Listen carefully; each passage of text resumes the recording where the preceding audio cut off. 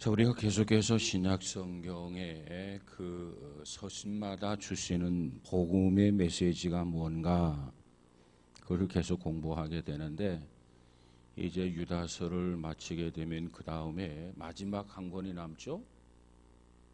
이름이 뭐죠? 요한계시록. 자, 이제 신약이 이제 유다서를 통해서 요한계시록까지 하게 되면 마치게 됩니다. 자, 오늘은 이 유다서를 통해서 우리에게 주시는 복음이 뭐냐? 복음이라고 하는 것은 믿음 안에서 우리를 거룩하게 세워가는 한 여정이다. 이것이 유다서를 통해서 주시는 메시지입니다. 사실 이름, 유다라고 하는 이름이 등장하게 되는데, 이름은 어떤 의미를 가지고 있냐면 일종의 브랜드 파워라 이렇게 말할 수 있어요.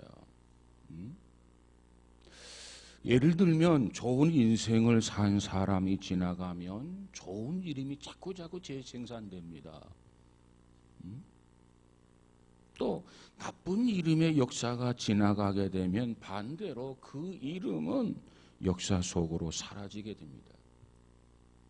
자, 예를 들면 우리나라 예를 들면 이완용이라고 하는 말, 이완용이라고 하는 사람이 지나간 다음에는 완용이라고 하는 이름을 붙이기를 꺼려한다는 거예요. 왜? 이완용이가 너무나 우리에게 그릇된 인식을 심어주었단 말이죠. 자, 오늘 특별히 이렇게 화두를 던지는 이유는 유다라고 하는 이름 때문에 이런 화두를 던지게 됩니다. 유다라고 하는 말, 유다의 본래 뜻이 뭔 줄 아세요? 유다의 뜻이 뭐예요? 유대인들은 그 이름이 하나하나 뜻을 가지고 있는데, 그 유다라고 하는 그 이름의 뜻이 뭐죠? 유다라고 하는 이름의 뜻은 찬양이라고 하는 뜻을 가지고 있어요. 찬양. 자, 물어볼게요. 좋은 이름입니까? 나쁜 이름입니까? 그래요. 그래서 구약 성경을 보면은 12지파가 있는데 그 중에 한 지파의 이름이 뭐냐면 유다 지파예요. 우리를 지으신 하나님을 찬양한다. 우리를 선택하신 하나님을 찬양한다. 우리를 선민으로 삼아주신 그 하나님을 찬양한다. 그런 의미를 가지고, 그런 뜻을 가지고 있는 유다 지파가 존재했습니다. 그래서 유다라고 하는 말이 많이 이름을 붙이고 사용하게 됐는데, 그러나 가룟 유다가 지나간 다음에 이스라엘 백성들과 그리고 또 서양에서는 유다라고 하는 이름을 쓴 일이 없어졌다는 거죠. 특별한 경우를 제외하고는 유다라고 하는 이름을 쓰지 않았다는 겁니다. 자, 그런 가운데 오늘 본문에 보면 신약성경 가운데 한 책이 있는데 27권 중에 한 책, 그것이 바로 유다서라고 하는 책이죠. 도대체 그 유다는 도대체 누구일까? 유다가 누굽니까? 유다가 누구예요? 유다가 유다지 누구야? 자, 오늘 본문 1절을 한번 보면 여기에서 등장하는 유다라고 하는 인물이 어떤 인물인가를 우리가 여기서 발견할 수가 있죠. 1절 시작. 예수 그리스도의 종이요 야고보의 형제인 유다는 부르심을 받은 자 곧 하나님 아버지 안에서 사랑을 얻고 예수 그리스도를 위하여 지키심을 받은 자들에게 뭐하노라? 편지하노라. 그러나 만약에 유다를 그저 관례에 따라서 부른다고 한다면 자기 자신을 사도 유다라 이렇게 말했을 것입니다. 그런데 사도 유다라고 말하고 있지 아니하고 뭐라고 설명하냐면 그는 자기 자신을 뭐라고 설명하지요? 야고보의 형제다. 자, 그러니까 야고보의 형제라고 하는 이 언급을 통해서 우리가 뭘 발견할 수 있느냐 하면은 예수님을 가른 유다와는 전혀 상관이 없는 사람이라는 거죠. 우리가 잘못 이해하면 가룟 유다가 쓴 책이 아니겠나? 그거 아닙니다. 전혀 다른 사람이에요. 만약에 가룟 유다가 썼다고 한다면 사도 유다가, 그리스도의 종 사도 유다가 이렇게 표현했어야 돼요. 그러나 사도 유다라고 하는 말을 사용하지 아니하고 여기에 보니까 누구의 형제라? 야고보의 형제다, 이렇게 설명하고 있단 말이에요. 그런가? 가룟 유다와는 전혀 관계없는 사람이에요. 마태복음 13장 55절과 마가복음 6장 3절에 가서 보면 예수님의 형제들이 언급되어집니다. 예수님의 형제들. 거기 보니까 예수님의 형제들 곧 요셉의 아들들의 명단이 쫙 나오는데 그 명단 속에 보면 야고보와 유다라. 예수님의 동생입니다. 육신적으로 예수님의 동생 중에 야고보가 있고 유다가 있다는 거예요. 자, 그런데 보세요. 예수님의 다른 형제들처럼 그 예수님이 살아계실 때는 예수님이 메시아임을 믿지를 못했어요. 안 믿었어요. 자기 육신적으로 형이지만 하나님의 아들이라고 믿지 않았고 메시아라고 믿지도 않았고 일부러 다른 사람이 있으면 어쩌면은 저것들 좀 정신이 돈 거 아니야? 무슨 우리 형님이 메시아야? 이랬을 거예요. 근데 그 예수님이 죽으셨어요. 비참하게 십자가 형틀에 달려 죽으셨어요. 사흘 만에 부활을 하셨어요. 근데 부활하시고 난 그 예수님께서 그의 육신의 형제인 야고보에게 나타납니다. 그리고 부활하신 그 예수님께서 육신적으로는 형님이야. 그런데 그 형님이 야고보에게 나타나고 그리고 누구에게 나타나냐면 유다에게 나타납니다. 그때서야 비로소 야고보가 예수님은 메시아였구나. 또 이 야고보도 역시 부활하신 주님을 만나고 나서 예수님이 메시아였구나. 부활하신 주님을 만나고 나서 야고보가 회심을 하고 이처럼 또 유다가 회심을 해서 예수님의 제자가 되게 된 것입니다. 그 후 야고보는 초대교회 예루살렘 교회의 지도자가 되게 됩니다. 역시 오늘 유다도 그 형 야고보와 더불어서 주님의 교회를 섬기는 그러한 형제로 우리가 성경을 통해서 발견할 수가 있습니다. 자, 그러면 오늘 본문 1장 1절에 가서 보니까 이 유다가 자신을 뭐라고 표현했냐면 예수님의 형제라고 표현하지 않았어요. 예수님의 동생이라고 표현하지 않았어요. 뭐라고 표현했다고요? 예수 그리스도의 종으로 자처해서 표현을 했단 말이에요. 이것은 바로 야고보의 영향이라고 보여집니다. 야고보. 유다서를 이렇게 분석을 해보면 유다서에 기록된 단어가 227단어, 그러니까 227단어로 구성되어 있는데 그 중에 이 93개, 그러니까 93개의 단어가 야고보서와 유다서가 동일하게 등장한다는 겁니다. 이걸 보아서 오늘 본문에 기록된 유다는 형제 야고보의 영향을 받았다, 이렇게 보여집니다.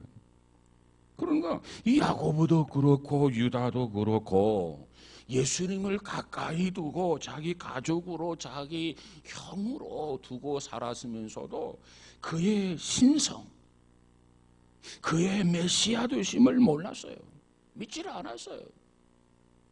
근데 부활 후에 부활하신 그 예수님을 만나고서야 비로소 예수님의 제자가 되었던 야고보, 그리고 유다가 오늘 우리에게 전하는 복음의 핵심이 뭐냐는 겁니다. 유다가 우리에게 전하고 싶어하는 그 핵심의 내용이 뭐냐? 오늘 그 부분을 우리가 한번 생각해 보려고 합니다. 자, 유다가 전하는 복음은 단번에 주신 복음을 통해서 믿음으로 말미암아 우리를 구원한다, 이 메시지입니다. 자, 유다서 3절을 한번 가서 보도록 하죠. 3절 시작. 사랑하는 자들아, 우리가 일반으로 받은 구원에 관하여 내가 너희에게 편지하려는 생각이 간절하던 차에 성도에게 단번에 주신 믿음의 도를 위하여 심서 싸우라는 편지로 너희를 구원하여야 할 필요를 느꼈노니. 그래서 자, 유다가 전하고자 하는 복음의 핵심은 구원의 사건입니다. 구원의 사건. 그런데 이 구원은 단번에 주신 믿음의 돌이라는 거예요. 단번에, 단 한 번으로 주신 믿음의 돌이다. 여기서 이 단번이라고 하는 단어는 한 번에 이렇게 주어졌다 그 말이에요. 한 번에. 그런데 그 효력은 영원한 효력을 지닌다는 거예요. 여러분, 우리가 구원받는 것은 믿음으로 받는 거야.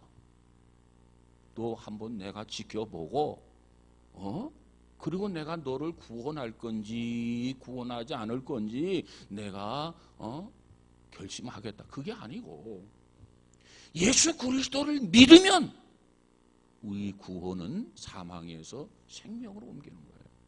단번의 사건입니다. 그리고 그 효력은 어떻다고요? 영원하다는 거예요. 단번에 이 구원이 이루어졌는데 그 효력도 그 순간만이다, 그게 아니고 우리가 믿음으로 말미암아 구원을 받는데 그 효력은 영원한 효력을 지닌다는 거예요. 그렇습니다. 사도들을 통해서 복음을 받은 우리는 단번에 내가 예수 그리스도를 믿겠습니다, 그분을 나의 구주와 주님으로 영접하겠습니다, 이렇게 결단하고 예수 그리스도를 내 마음의 구주로 영접하면 구원은 영원히 구원받는 거예요.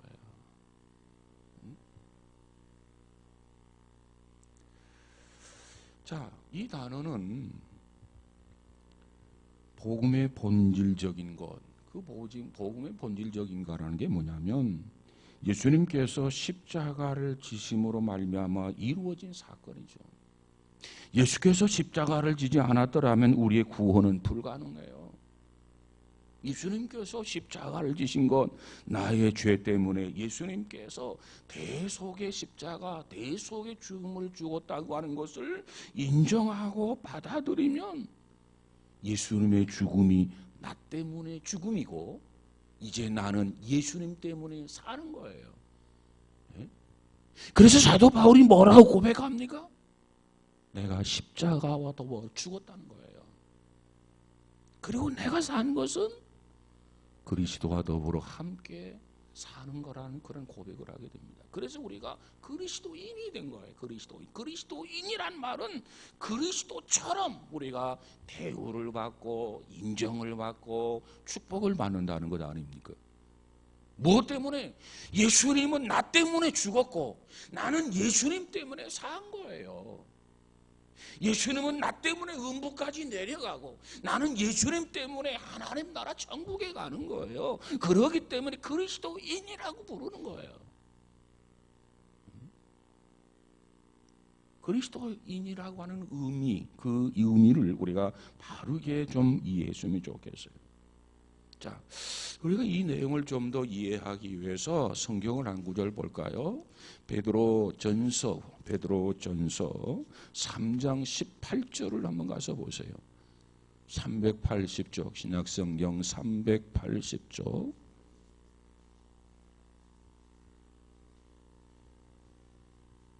잠깐만요. 베드로전서 3장 18절. 자, 찾으셨습니까? 자, 한번 읽어봅시다. 시작. 그리스도께서도 단번에 죄를 위하여 죽으사 의인으로서 불의한 자를 대신하셨으니 이는 우리를 하나님 앞으로 인도하려 하심이라. 육체로는 죽임을 당하시고 영으로는 살리심을 받으셨느니라. 그래서 받으셨으니 그래서 그리스도가 십자가에 죽으시면요 계속해서 반복할 필요가 없어요. 단번에 한번 죽으심으로 말미암아 그 효력은 영원하기 때문에 그래요.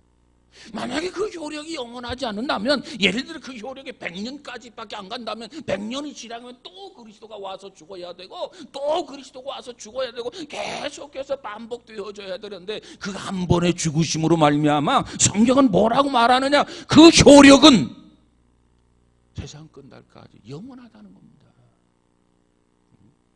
그래서 우리 몇 대 손 부모가 조상이 예수를 믿고 구원받았으면 우리가 예수를 믿고 구원받고, 우리 후대 3대 4대 5대 자자손손 예수를 믿고 구원받는 이유가 바로 거기에 있어요.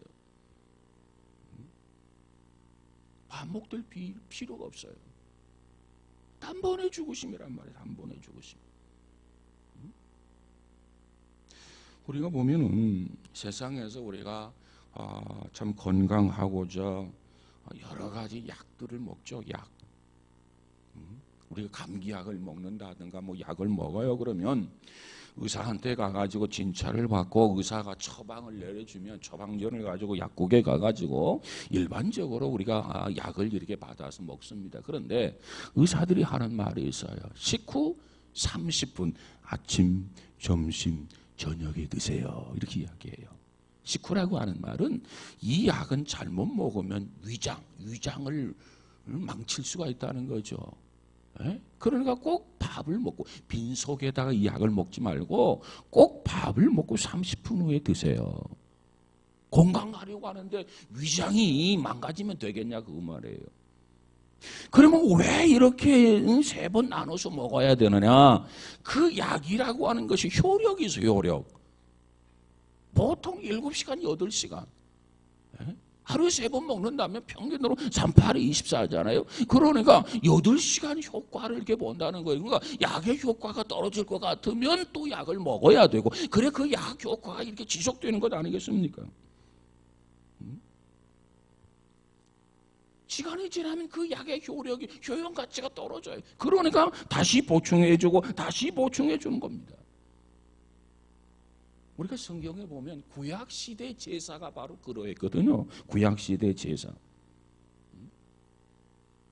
구약시대의 제사를 통해서는 일시적인 건강을, 일시적인 회복을, 일시적인 용납을, 일시적인 죄사함을, 일시적인 기쁨을, 그런 효력을 가져다 주는 것이 구약시대 제사장들의 제사였어요. 그러니까 제사장들이 제사를 계속해서 드려야만 하는 거예요. 뭐 속죄제를 드려라, 속건제를 드려라, 번제를 드려라, 뭐 소제를 드려라, 화목제를 드려라. 왜? 그 효력이 있단 말이야. 그 영원하지가 못해. 그런데 예수님께서 십자가에 죽으심으로 우리의 죄를 담당한 것은 그 효력이 영원하기 때문에 제2의 메시아가 필요하지 아니하고 제3의 메시아가 필요하지 아니하고 제4의 메시아가 필요가 없는 거예요.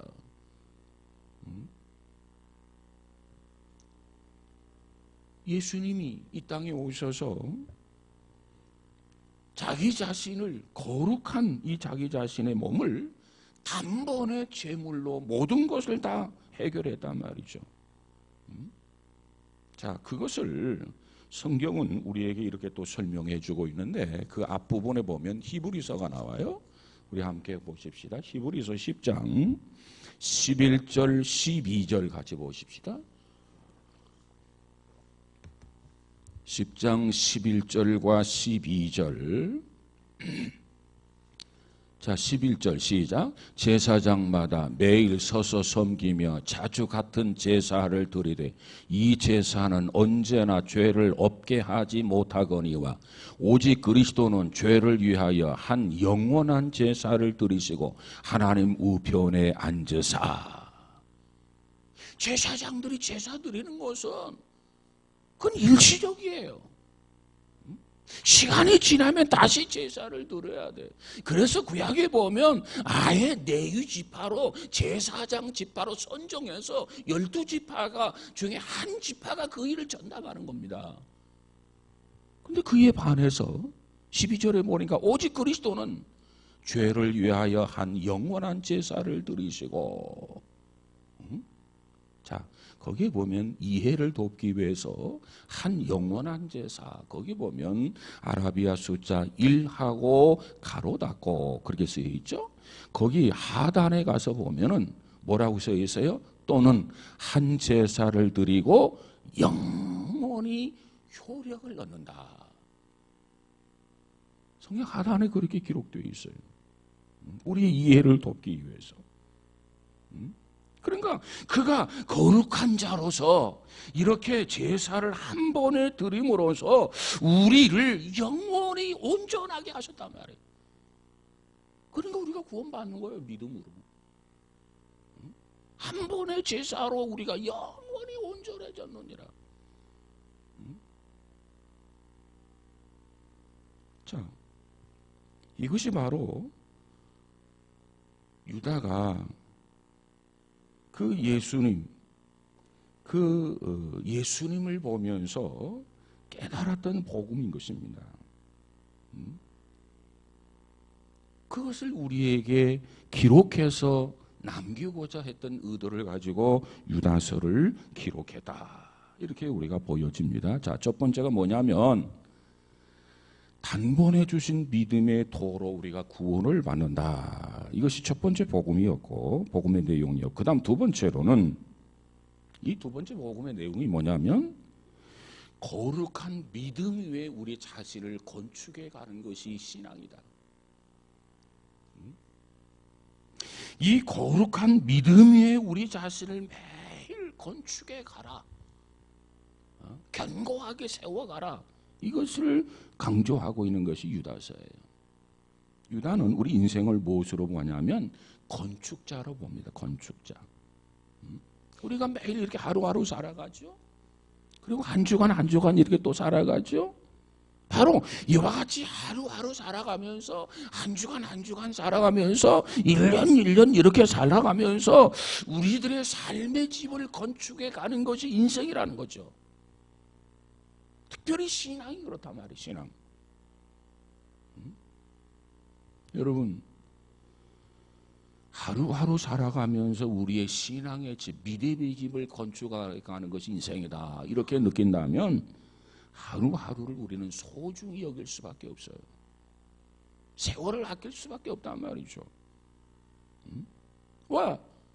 하루하루 공사를 해가는데 그 어떤 하루의 어떤 공사가 부실해져 버린다고 한다면 그 하루의 그 일정, 공사의 일정의 그 부실함으로 말미암아 그 전체가 부실해지는 거예요. 이런 건물을 지을 때는 매일매일 공정이 중요해요. 예를 들어서 철근 콘크리트를 제대로 넣지 아니하고 그 다음부터 공정에 튼튼하게 공정을 기해서 건축을 했다면 그 건물이 튼튼해집니까? 튼튼해지려면 어디서부터 튼튼해져야 되냐면은 집을 짓는 기초공사부터 튼튼해야 돼. 기초공사는 부실한데 건물만 튼튼히 지어지면 그 건물이 튼튼해지느냐는 거예요.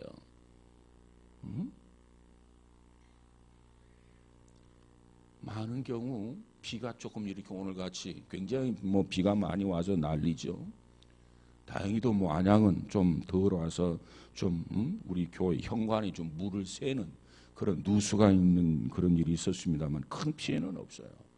근데 다른 데 보니까 막 지하실이 물이 차가지고 안양시도 이 안양천에 물이 범람할 정도가 되면 그 하수도로 나가는 그 수도관 그 파이프가 다 연결이 되어 있는데 이게 역류하게 된다고요.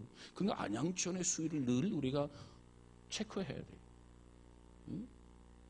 안양천보다 지하실이 낮기 때문에 일반 때에는 지하실보다 안양천이 낮기 때문에 물이 이렇게 빠져나가는데, 예? 그렇지 아니하면 물이 역류해가지고 지하실로 전부 다 들어오게 되어 있단 말이에요. 왜? 물은 높은 데서 낮은 데로 그런 것 아닙니까? 응? 자, 이와 같이 비가 오고 그러면 막 집이 무너져요. 왜? 기초가 부실하면 기초가 무너지게 돼, 건물이 무너지게 돼 있어요. 응?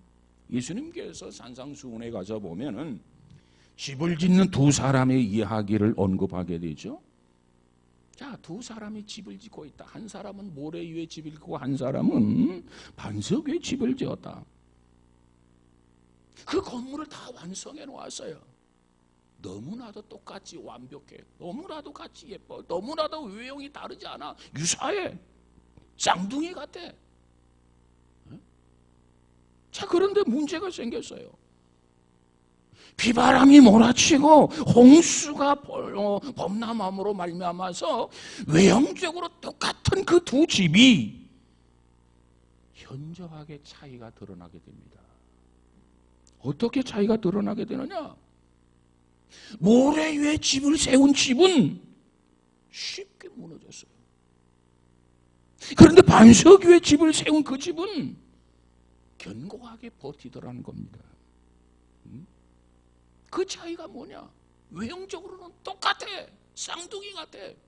그런데 왜 하나는 무너지고 하나는 그대로 버티느냐 말이에요. 그 차이가 뭐냐? 그 차이는 바로 기초의 차이라는 거죠. 기초의 차이. 그래서 예수님께서 이렇게 말씀하세요. 마태복음 7장 24절에 가서 보니까 그러므로 누구든지 나의 이 말을 듣고 행하는 자는 그 집을 반석 위에 지은 지혜로운 사람 같으리니 그랬어요. 우리가 매일매일 집을 세우는 자인데 어떻게 세워야 견고하고 든든한 집을 세울 수 있느냐? 주의 말씀을 듣고 매일매일 집을 짓는 자가 되어야 우리 인생의 집을 무너지지 아니하도록 반석 위에 집을 짓는 지혜로운 사람이라는 거예요.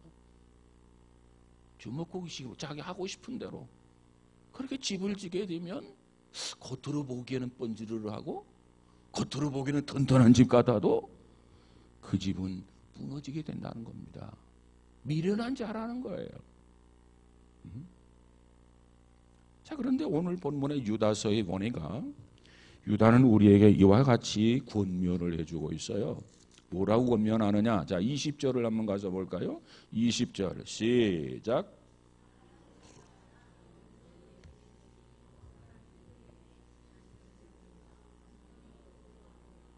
자, 여기에 보니까 뭐라고 설명하느냐면 유다는 오늘 우리들에게 뭐라고 권면하느냐면 거룩한 믿음 위에 자기 자신을 세우라는 거예요.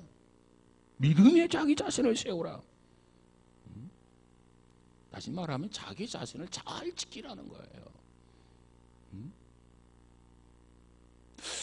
왜 이런 권면이 필요했을까? 자, 당시에 유다가 이 기록을 할 때, 이 편지를 쓰게 될 때, 당시의 그 상황을 우리가 잠시 언급할 필요가 있다고 보여집니다. 당시의 믿음을 가지고 참 이렇게 열심히 신앙생활을 하게 되는데, 믿음의 기초를 흔드는 거짓된 교훈을 가지고 이단들이 침투하고 있단 말이에요. 그래서 열심히 신앙생활 하려고 하는 사람들에게 거짓된 교훈까지 그릇된 바이러스를 전염하고 있었어요.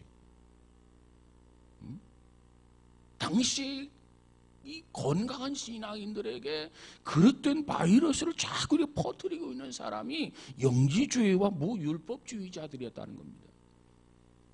그들이 주장하는 게 뭐냐면 크게 두 가지예요. 하나는 이 구약 성경의 절대자 여호와 하나님과 신약의 예수는 다르다. 이렇게 가르치는 거예요. 그러니까 결과적으로 예수가 메시아가 아니다. 메시아가 아니다. 예수가 주가 아니다. 그리스도가 아니다. 이 부정하는 그런 교리죠. 그 다음에 두 번째로 주장하고 있는 게 뭐냐면 예수를 믿고 우리가 구원을 한번 받으면 이제 용서받은 자다. 용서받은 건 틀림없는 거죠. 그렇기 때문에 그 다음부터는 이제는 아무렇게나 살아도 괜찮다. 이걸 강조하는 거예요.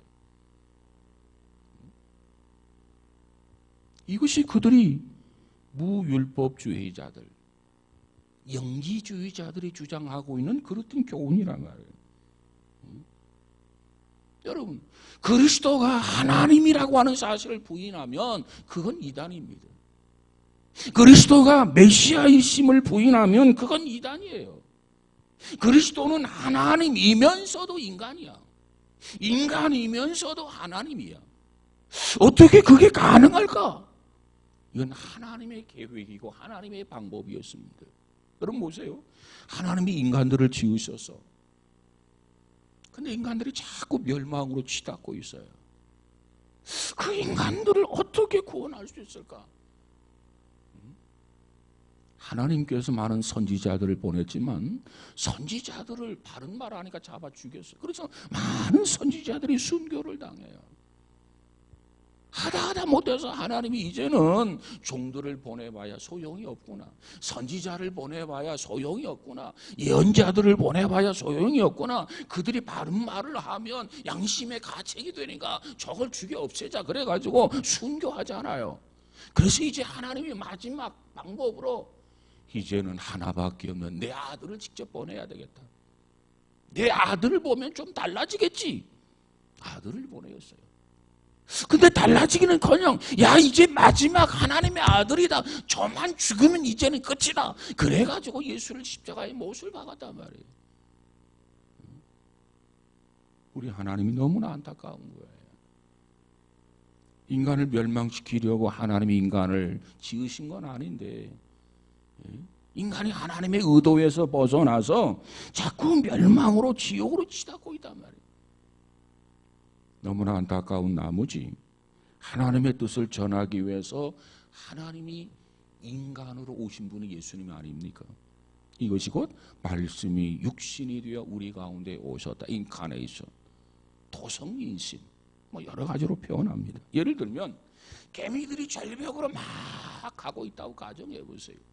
우리는 압니다. 야 너희들 그리 가면 절벽이야 절벽.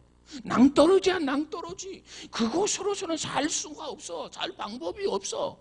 근데 그들에게 개미에게 알려주고 싶은데 우리와 개미와 소통이 가능하지 아니하고 불가능하단 말이에요. 너무나 안타까워요. 개미들을 살리기 위해서는 방법이 있어요. 뭐냐? 내가 개미가 되는 거예요. 그리고 그들 속에 들어가는 거예요. 얘들아 이리 가면 지옥이야.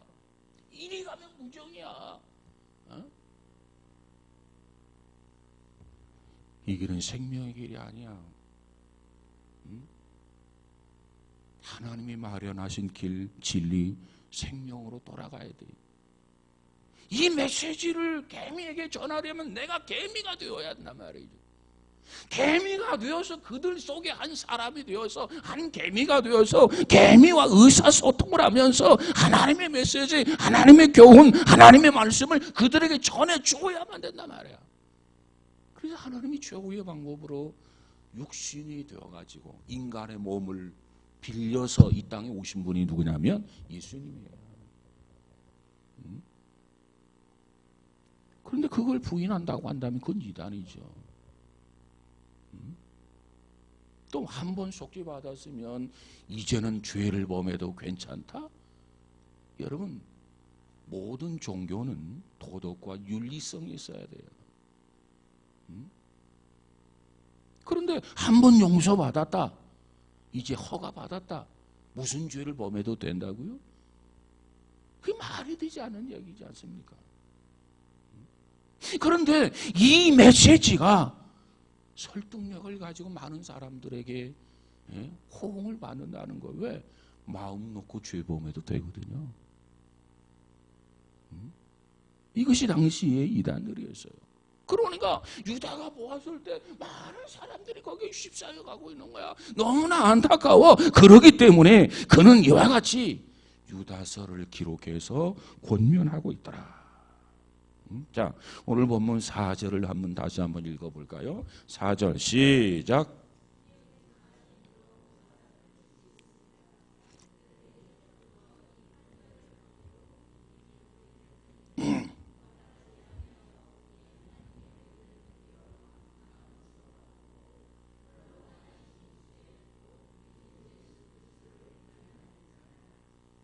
자, 유다가 여기서 지금 강조하고 있는 게 뭐냐면 이와 같은 가르침을 용납한다고 한다면 결과적으로 우리의 거룩한 믿음의 기초가 파괴되고 멸망하게 된다는 겁니다.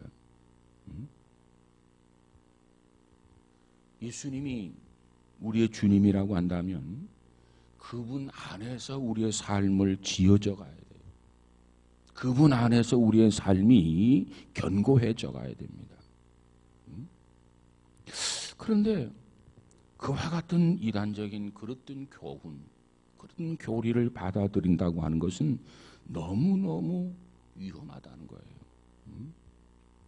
그래서 그리스도 위에 거룩한 믿음 위에 자신을 잘 건축해서 무너지지 않는, 흔들림이 없는 견고한 그런 믿음의 사람이 되어야 된다. 그걸 강조하고 있습니다. 자, 20절, 21절을 한번 다시 볼까요? 20절, 21절 시작.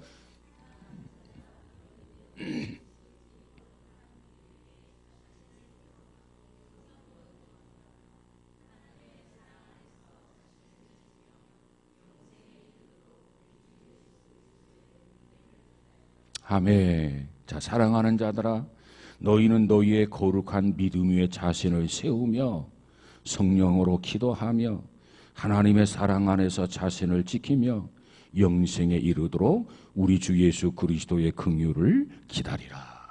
이 과정을 기독교 교리에서는 뭐라고 하냐면 성화라 이렇게 하면 성화. 복음은 우리를 1차적으로는 구원받게 하는 게 복음입니다. 그 다음 두 번째로 이 복음은 믿음 안에서 우리를 거룩하게 세워가라는 거예요. 견고하게 세워가라는 거예요. 이것이 복음이에요. 그 다음 세 번째로 복음은 주님 앞에 섰을 때 우리가 기쁨으로 서게 하는 것이 복음입니다. 그러니까 복음은 우리를 이렇게 구원하는 것도 복음이고 이 구원받은 자들은 흔들림 없이 견고하게 자기 믿음을 세워가고 그리고 하나님 앞에 부름받았을 때 하나님 앞에 기쁨으로 서게 하는 것이 복음이다. 그러니까 이 복음에만 집중하라는 겁니다. 이 복음에만 귀를 기울이라는 거예요. 다른 이단들의 그릇된 교회 교리에 귀를 기울이지 말라는 거예요. 여러분 보세요. 우리가 육상이라고 하는 종목이 있죠. 육상 종목. 그 중에서 단거리가 있어요. 단거리. 예를 들어 100m. 100m 단거리에서는 중요한 게 뭐가 중요하냐면 누가 먼저 스타트하느냐. 그래서 조금이라도 먼저 가기 위해서 반칙을 범하고 그래가지고 다시 딱 무효해서 다시 돌아와가지고 다시 출발하고 막 이러잖아요. 응? 그래가지고 준비하면은 정말 온 신경을 다 기울이고 왜? 0.00001초라도 빨리 출발하기 위해서 거기 집중합니다. 왜? 스타트를 빨리 하느냐 늦게 하느냐에 따라서 단거리의 경우는 승패를 좌우한단 말이죠. 그런데 마라톤의 경우를 보면은 물론 뭐 마라톤도 뭐 스타트하는 게 중요하겠죠. 그런데 그것보다 더 중요한 게 있어요. 마라톤은 단거리가 아니고 장거리죠. 이 장거리에 있어서 중요한 게 뭐냐면은 이 42.195km라고 하는 이 장거리를 뛰는데 첫째 인내가 필요해요. 참고 숨이 멎을 것 같고 뭐 그래도 참고 같은 스페이스를 유지하고 말이죠. 이게 중요하단 말이에요. 그러다가 마지막 골인이 중요해요. 골인. 여러분 우리 인생은 뭐냐? 단거리가 아니고 장거리라는 겁니다.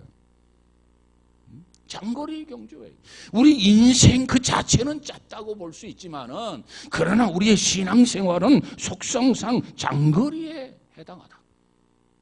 계속해서 인내하면서 계속해서 참고 마지막 골인을 어떻게 하느냐가 중요한 거예요. 예를 들어 42.19km인데 40.195가 아니라 194km에서 쓰러져 가지고 골인 라인을 테이프를 끊지 못하다 그러면 그건 탈락이야. 아무리 열심히 아무리 기록을 단축하고 했어도 신기록을 했어도 테이프를 끊어야 그 기록이 인정이 되는 거예요. 우리 신앙이 마찬가지야. 내가 지금까지 어떻게 살았느냐도 중요하지만은 주님 앞에 갈 때까지 그 페이스를 유지하면서 마지막 꼬린 지점에 그 테이프를 어떻게 끊느냐, 이게 중요하단 말이에요. 지금 유다가 볼 때는 이 초대교회 성도들 가운데 신앙생활을 열심히 좀 출발을 잘한 거야. 열심히 지금까지 해와서 끝까지 그 페이스로 가야 되는데 이단들의 교훈과 그 미혹된 교훈에 흔들리고 있단 말이야. 그래서 권면하고 있는 겁니다. 주님 앞에 바로 설 때까지 최선을 다하라는 거죠. 자, 24절 25절을 한번 가서 볼까요? 24절 25절 시작. 능히 너희를 보호하사 거침이 없게 하시고 너희로 그 영광 앞에 흠이 없이 기쁨으로 서게 하실리 곧 우리 구주 홀로 하나이신 하나님께 우리 주 예수 그리스도로 말미암아 영광과 위엄과 권력과 권세가 영원 전부터 이제와 영원토록 있을지어다. 아멘. 정말 아멘입니까? 정말 그렇게 되고 싶습니까? 능히 너희를 보호하사 거침이 없게 하시고 너희로 그 영광 앞에 흠이 없이 기쁨으로 서게 하시리. 온전하게 주님 앞에 서게 하시리. 마지막 주님이 이 땅에 오실 때 우리가 주님 앞에 서게 되는데 그때 온전하게 기쁨으로 서게 하실리. 그것이 복음이란 말이에요. 그 모습이 바로 복음의 절정입니다. 여러분, 주께서 연약한 우리 인생을 보호하시고 지켜주시고 흠이 없도록 만져주시고 영광 앞에 서게 해 주실 줄로 믿으시기를 바랍니다. 그 주님을 바라보고 그 주님을 의지하고 주님을 소망으로 삼고 살아가는 우리 모두가 되어지기를 주의 이름으로 축복합니다. 이것을 기독교 교리에서 뭐라고 하느냐, 이것을 영화다 이렇게 얘기해요. 영화. 주님 앞에 온전히 서게 되는 그 순간을 우리는 영화의 순간이다. 우리의 힘만으로 되어지는 게 아니고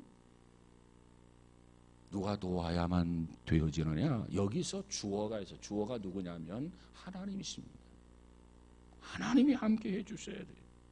우리를 구원하신 하나님이 우리를 보호해 주셔야 하고, 우리를 구원하신 하나님이 우리를 지켜주셔야 하고, 우리를 구원하신 하나님이 우리 앞에 거침이 없게 해주셔야 되고, 우리를 구원하신 하나님이 우리로 하여금 흠이 없도록 해주셔야만이 주님 앞에 영화롭게 서는 날이 오게 될 줄로 믿습니다. 구원의 시작이 은혜였던 것처럼 구원의 진행도 은혜고 구원의 완성도 은혜인 것을 믿으시기를 주의 이름으로 축복합니다. 우리 신앙인의 죽음은 뭐냐? 사실 삶의 마지막 결산이죠. 결산. 오늘 유다가 남긴 마지막 축복의 메시지가 뭡니까? 우리에게 마지막 축복의 메시지를 한번 생각해 보면, 자, 우리는 두 명의 같은 이름을 가진 유다의 종말을 비교 한번 해볼 수 있으리라고 생각이 됩니다. 먼저 가룟 유다를 한번 생각해 보십시다. 가룟 유다, 유다서 저자 유다보다도 앞선 믿음의 출발을 한 사람이에요. 가룟 유다, 그는 오리지널 12 제자 가운데 한 사람이에요. 그 예수님의 제자 가운데 회개를 담당할 만큼 신뢰받는 사람이었어요. 인간적으로는. 예수님께서 최후 만찬장에서 너희 중에 하나가 나를 팔리라 이렇게 말씀했을 때, 야, 우리 중에 한 사람 누굴까? 아, 저 가룟 유다겠지. 의심하는 사람이 하나도 없었습니다. 그런데 재물의 유혹을 이기지를 못했어요. 은 30냥에 예수님을 팔았어요. 그리고 뒤늦게 양심의 가책을 이기지 못해가지고 스스로 목을 매달고 말았어. 이것이 가룟 유다입니다. 근데 또 다른 한 사람 유다가 있어요. 오늘 본문의 저자인 유다입니다. 그는 처음에 예수님의 형제로서 너무 가까운 데서 예수님을 보았지만은 예수님을 구주로 알아볼 안목이 없었어요. 믿지를 못했어요. 그런데 뒤늦게 그가 부활한 후에 형제 야고보와 더불어서 그 예수님을 만났어요. 부활하신 주님을 만나고 나서 자기 자신이 참회하게 됩니다. 그래서 뒤늦게 예수님의 제자가 돼요. 내가 왜 예수를 믿지 못했던가? 그리고 마가다락방에서 성령을 기다립니다. 기도하던 120명 중에 한 사람이 바로 유다였습니다. 여러분, 사도행전 1장 14절 한번 가서 보세요. 사도행전 1장 14절 한번 보세요.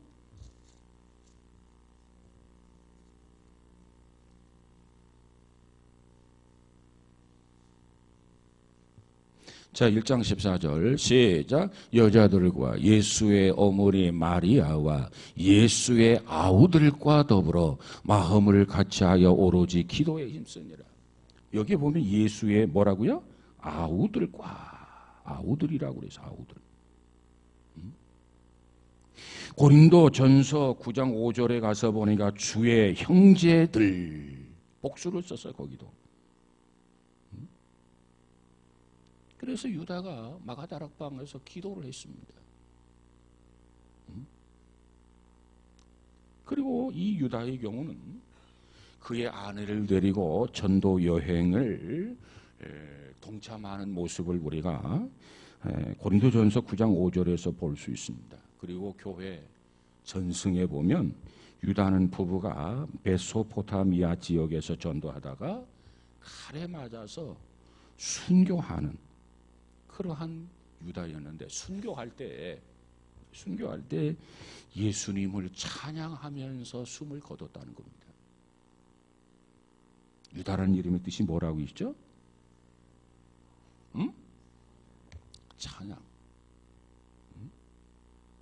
찬양이라는 이름처럼 그 부부가 메소미타 지역까지 가서 전도를 하다가 칼에 맞아서 순교를 하는데, 그냥 순교한 게 아니라 찬양을 하면서 유다의 이름에 걸맞도록 순교했다는 겁니다. 이름이 합당한 삶을 살게 된 거죠. 자, 이것이 두 명의 똑같은 이름을 가진 유다의 모습들입니다. 오늘 우리 앞에도 두 길이 있어요.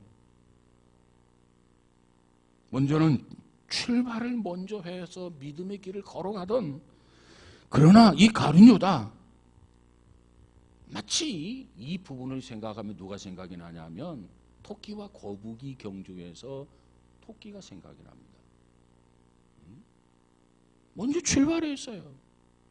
믿음의 길을 열심히 가다가 어떻게 되냐면 탐욕의 눈이 어두워서 배교자로 일생을 마무리했던 비극적인 사람 가룟 유다예요.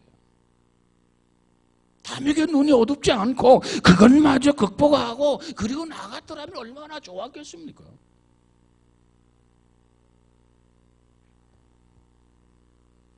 오늘 유다서 11장에 가서 보면 그와 같은 유다를 뭐라고 설명했는지 11절 한번 가서 볼까요? 시작.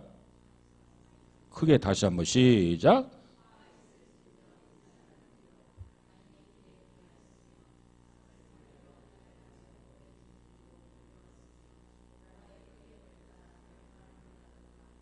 아멘. 자, 먼저 출발해서 믿음의 길을 걸어가다가 이와 같이 탐욕의 눈이 어두워져서 배교자의 비극의 인생으로 마쳤던 가룟 유다의 경우를 뭐라고 설명했느냐면, 여기에 보니까는 그 길이 가인의 길이고, 그 길이 발람의 길이고, 그 길이 바로 고라의 길이고, 그 길이 바로 멸망의 길이라는 겁니다. 참 불행한 거죠. 그런데 또 다른 한 길이 있어요. 비록 출발은 늦었어요. 그런데 마침내 신약 성경의 저자가 되고 순교자로서 운명을 마치게 될 때 주님을 찬양하면서 순교한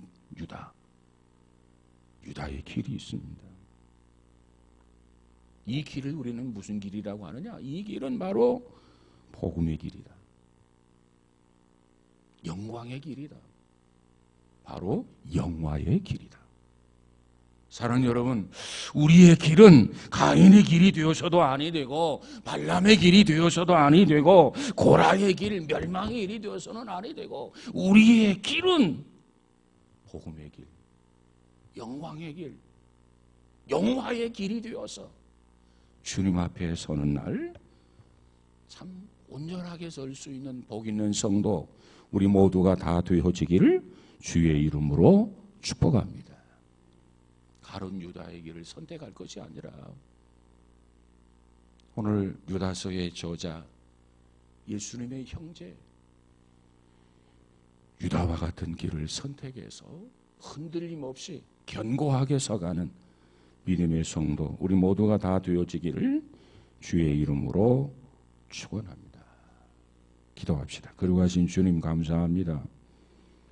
유다서를 통해서 주시는 복음으로 말미암아 우리가 구원을 받았고, 또 복음을 통해서 우리의 삶이 견고하고 든든해질 뿐만 아니라 복음을 통해서 주님 앞에 영화롭게 흠없이 서게 된다고 말씀하고 있습니다. 말씀에 귀를 기울이게 하시고 말씀을 따라서 우리의 신앙의 집이 견고하게 지어질 수 있는, 결코 오점을 남기지 않는, 어느 순간에도 부실함이 없는 견고한 믿음의 성도들이 다 되도록 축복하여 주옵소서.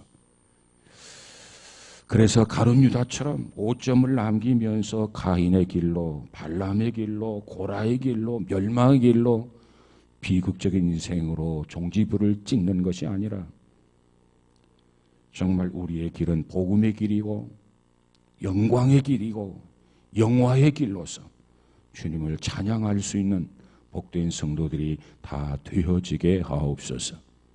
날씨가 무덥습니다. 우리의 건강을 지켜주시고 잘 극복할 수 있도록 은혜들을 허락하여 주옵소서. 유치부 여름 성경학교를 마치게 하심도 감사합니다. 이제 청년부가 내일부터 또 기독교 성지를 순례합니다. 하나님께서 함께 하시고 동행하시고 가이드가 되어 주셔서 기독교 성지를 통해서 은혜를 받게 하시고 신앙이 무장될 수 있는 계기가 되어지도록 주께서 축복해 주옵소서. 일기 가운데도 함께 하시고 늘 주께서 안내자가 되어 주옵소서.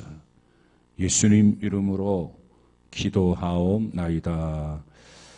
아멘.